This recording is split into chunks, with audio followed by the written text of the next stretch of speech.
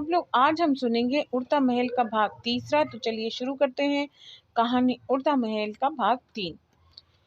यह चुनौती राजकुमार को खल गई, लेकिन उसने अपने पिता से विवाद करना उचित नहीं समझा। चुपचाप उठकर उनके पास से चला गया।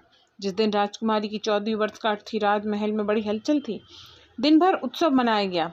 राजा ने नवनिर्मित महल राजकुमारी को प्रदान करने की घोषणा की थी। उस दिन राजकुमारी ने उसी नए महल में रात बिताने की इच्छा प्रकट की थी। वह अपनी कुछ सखियों और दासियों सहित स्वर्ण महल में सोई थी। महल के बाहर कई पहरेदार तैनात थे, फिर भी यह आश्चर्यजनक घटना घटित हो गई। स्वर्ण महल आधी रात के लगभग आकाश में उड़ गया। उद्यान के पास आकर राजा रामदेव ने अपने साथ आए लोगों सहित उस स्थान का निरीक्षण करने लगे। वहां की भूमि एक गहरे तालाब में बदल गई थी। वह तालाब पानी से लबालब भरा था। वहां ऐसा कोई चिन्ह शेष न था जिसके आधार पर यह कहा जा सके कि वहां कोई महल भी रहा होगा। देखने वालों के अचरज का ठिकाना न रहा। उनकी समझ में यह बात नहीं आ रही थी कि इतना विशाल और सुदृढ़ महल उखाड़ा कैसे जा सकता है, वह भी रातों रात।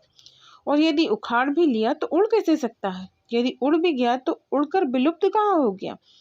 और उससे भी बड़ी आश्चर्य की बात है कि उस स्थान पर गहरा तालाब बन गया। उस तालाब का जल यमुना जल की भांति स्वच्छ और नीला था। राजा और उसके साथियों ने की बुद्धि चकरा गई। राजा माथा ठोक कर बोले, मेरी समझ में कुछ नहीं आता बुद्धिसेन।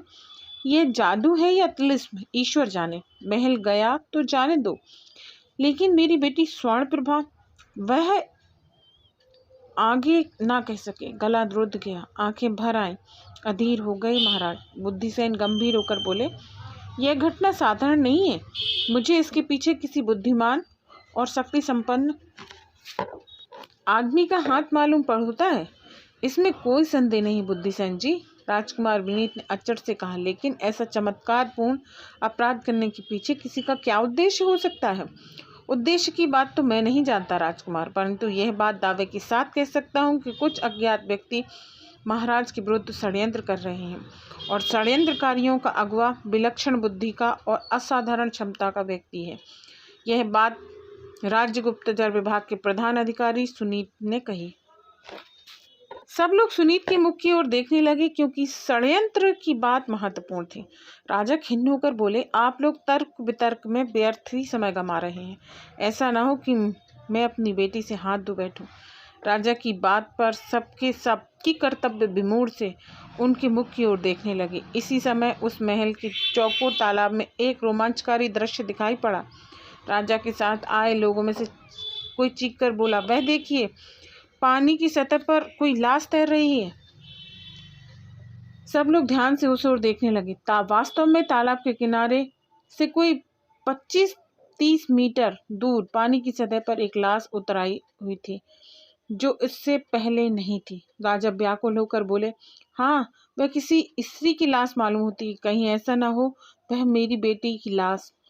लाश का मुंह कपड़े से ढका था, इसलिए दूर से पहचानना मुश्किल था। कोई चिल्लाया, देखिए ना, उसके हाथों पैरों में हरकत हो रही है, शायद वह जीवित है।